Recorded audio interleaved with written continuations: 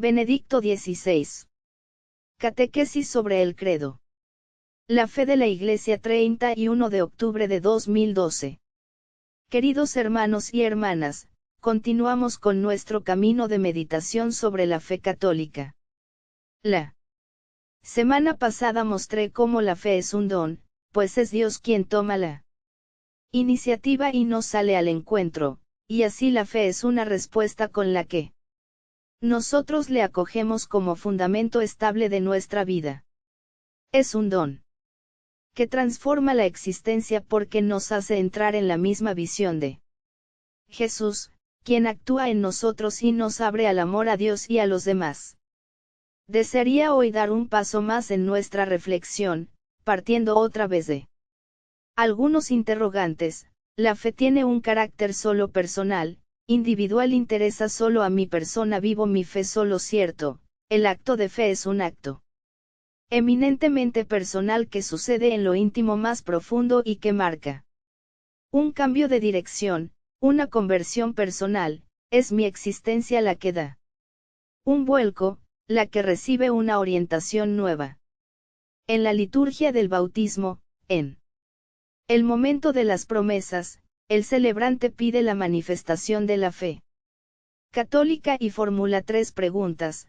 ¿Creéis en Dios Padre Omnipotente? ¿Creéis en Jesucristo su único Hijo? ¿Creéis en el Espíritu Santo? Antiguamente estas preguntas se dirigían personalmente a quien iba a recibir el bautismo, antes de que se sumergiera 3 veces en el agua.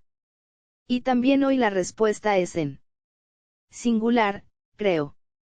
Pero este creer mío no es el resultado de una reflexión solitaria propia, no es el producto de un pensamiento mío, sino que es fruto de una relación, de un diálogo, en el que hay un escuchar, un recibir y un responder.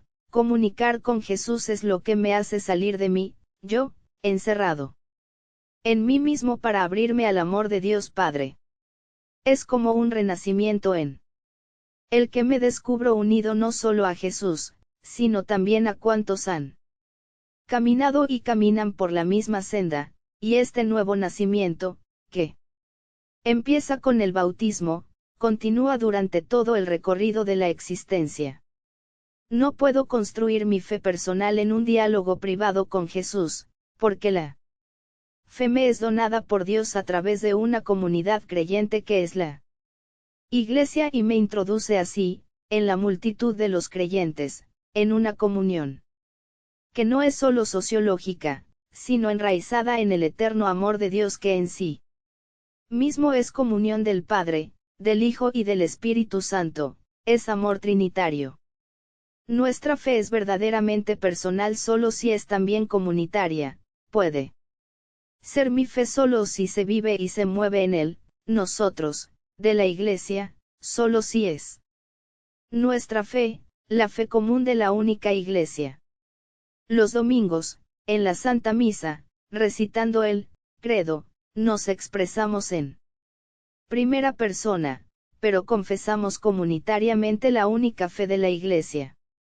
Ese, creo, pronunciado singularmente se une al de un inmenso coro en el tiempo y en el espacio, donde cada uno contribuye, por así decirlo, a una concorde polifonía en la fe. El Catecismo de la Iglesia Católica sintetiza de modo claro así: creer es un acto eclesial. La fe de la Iglesia precede, engendra, conduce y alimenta nuestra fe. La Iglesia es la madre de todos los creyentes. Nadie puede tener a Dios por Padre si no tiene a la Iglesia por Madre. San Cipriano. Por lo tanto, la fe nace en la Iglesia, conduce a ella y vive en ella. Esto es importante recordarlo. 11. Al principio de la aventura cristiana, cuando el Espíritu Santo desciende con poder sobre los discípulos, el día de Pentecostés, como narran los Hechos de los Apóstoles 2, 1-13, la Iglesia naciente recibe la fuerza para llevar a cabo la misión que le ha confiado el Señor resucitado: difundir en todos los rincones de la tierra el Evangelio, la buena nueva del reino de Dios, y conducir así a cada hombre al encuentro con Él, a la fe que salva. Los apóstoles superan todo temor al proclamar lo que habían oído, visto y experimentado en persona con Jesús. Por el poder del Espíritu Santo, comienzan a hablar lenguas nuevas anunciando abiertamente el misterio del que habían sido testigos. En los Hechos de los Apóstoles se nos refiere además el gran discurso que Pedro pronuncia precisamente el día de Pentecostés. Parte de un pasaje del profeta Joel 3, 1-5, refiriéndolo a Jesús y proclamando el núcleo central de la fe cristiana, aquel que había beneficiado a todos, que había sido acreditado por Dios con prodigios y grandes signos, fue clavado en la cruz y muerto, pero Dios lo resucitó de entre los muertos, constituyéndolo Señor y Cristo. Con él hemos entrado en la salvación definitiva anunciada por los profetas, y quien invoque su nombre será salvo. Cf. Hechos 2, 17-24. Al oír estas palabras de Pedro, muchos se sienten personalmente interpelados, se arrepienten de sus pecados y se bautizan, recibiendo el don del Espíritu Santo. Cf. Hechos 2, 37-41. Así inicia el camino de la Iglesia, comunidad que lleva este anuncio en el tiempo y en el espacio, comunidad que es el pueblo de Dios fundado sobre la nueva alianza gracias a la sangre de Cristo y cuyos miembros no pertenecen a un grupo social o étnico particular, sino que son hombres y mujeres procedentes de toda nación y cultura. Es un pueblo, católico, que habla lenguas nuevas, universalmente abierto a acoger a todos, más allá de cualquier confín, abatiendo todas las barreras. Dice San Pablo, no hay griego y judío, circunciso e incircunciso, bárbaro, escita, esclavo y libre, sino Cristo, que lo es todo, y en todos. Colosenses 3, 11. La Iglesia, por lo tanto, desde el principio es el lugar de la fe, el lugar de la transmisión de la fe, el lugar donde, por el bautismo, se está inmerso en el misterio pascual de la muerte y resurrección de Cristo, que nos libera de la prisión del pecado, nos da la libertad de hijos y nos introduce en la comunión con el Dios Trinitario. Al mismo tiempo estamos inmersos en la comunión con los demás hermanos y hermanas de fe, con todo el cuerpo de Cristo, fuera de nuestro aislamiento. El Concilio Ecuménico Vaticano II, lo recuerda, Dios quiso santificar y salvar a los hombres no individualmente y aislados, sin conexión entre sí, sino hacer de ellos un pueblo para que le conociera de verdad y le sirviera con una vida santa, constitución dogmática. Lumen Gentium, 9.